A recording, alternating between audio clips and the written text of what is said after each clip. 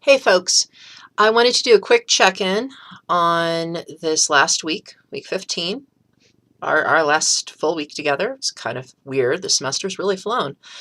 Um, so what we're doing in this week is a bit of a deep dive into one person and a short story from another really significant person. First off, as you've doubtless noticed, there's a lot of material about Zora Neale Hurston in there. She was she was a character. She was one of the great American characters in a lot of ways.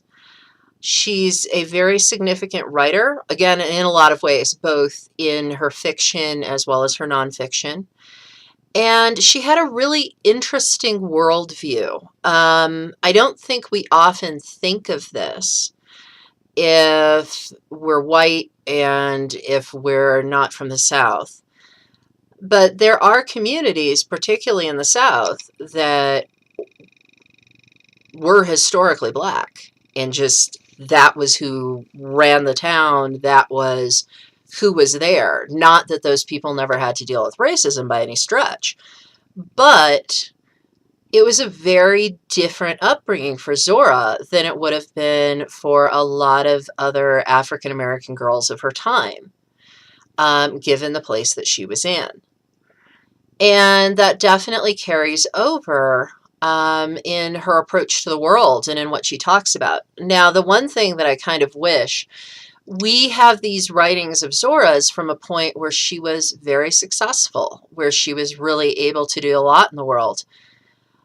I wish for many reasons that she hadn't gone through what she went through at the end of her life.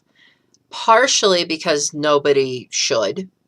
To die alone in that kind of poverty is not a thing that should occur. But also because we don't really have a chance to hear her voice from those later years.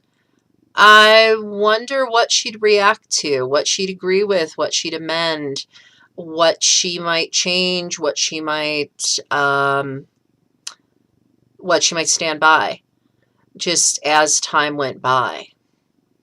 But Zora Neale Hurston is definitely, sorry, I wind up using her first name because she's just such a character. On one level, I want to feel like I know her, if that makes sense. She is such a distinctive voice. And it's kind of amazing that we lost her for many years. Her writings were out of print. Couldn't find them. She wasn't particularly well known. As hopefully you've read by this point, Alice Walker had to go walking through a field full of snakes and, a graveyard where there was all sorts of overgrown stuff, and she's looking for this grave that was all but abandoned in order to find Zora's resting place. Walker and some other people really put a lot of work into making sure that we know about this amazing woman today. And there are a lot of writers that we wouldn't know about if somebody hadn't dug in their heels and said, no, this is amazing, this needs to be printed, and thrown their own weight behind it. And also, sadly, there's doubtless a lot of really amazing writers we don't know about because nobody did that with them, that their work has faded into obscurity.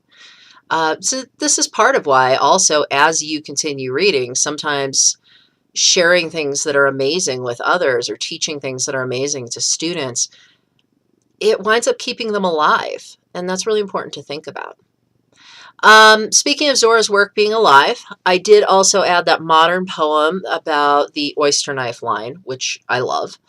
And I thought that was kind of a very cool riff on kind of both the elegance and the threat and the self-sufficiency of that line from Zora. I think that she unpacks it in a very cool way, particularly in kind of spinning it into a rap battle. That concept, I love. So we've got the Zora readings and the things to think about there. On the other side of it, Toni Morrison. Again, with Zora and actually with Alice Walker. One of our great American writers, full stop, regardless of gender, regardless of race and ethnicity, just one of the greats. If you have not read a novel by Toni Morrison, do. I particularly suggest Beloved. It is a blow the top of your head off kind of thing. If I had a little bit more time in this course, you would have read it.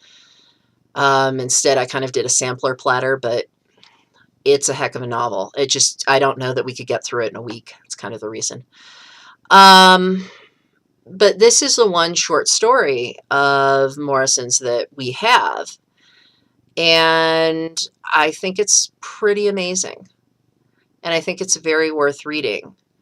And I'm struggling to say things about it that won't spoil it. Ah! So if you haven't read it, I'm going to try to say all this really obliquely, so I won't spoil it for you. If you have read it, you'll pick up what I'm putting down, I hope.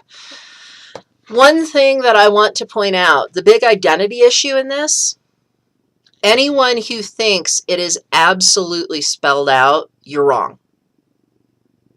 It's not. There's a lot of room to read. There's a lot of room to read. And that's why I've asked the questions I've asked. Read the story. Read the story before you read anything else about the story or in the threads or before you listen to this.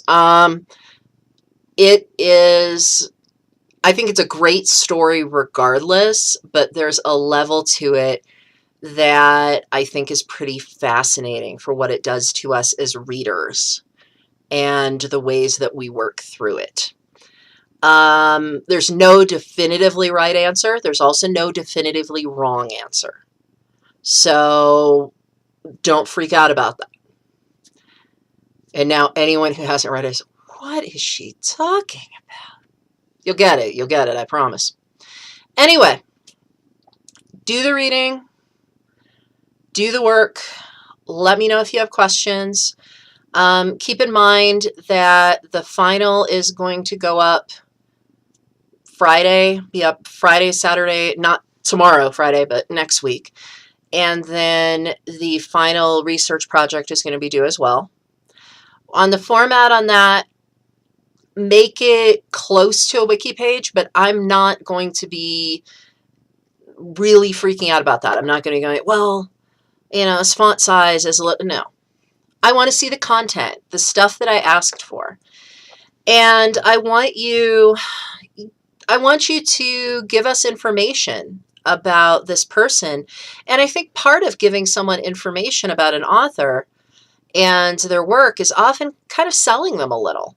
Like, why is this person amazing? Why should we read this? If you think strongly enough about this person to have picked her, she's got to be good, right? There's got to be something. So what is it? Let us see that. Anyway, if you have any other questions, let me know. Also, I will have office hours into finals week for anyone who's on campus or anyone who wants to talk. If you have any questions while working on final stuff, just let me know. Talk to you later.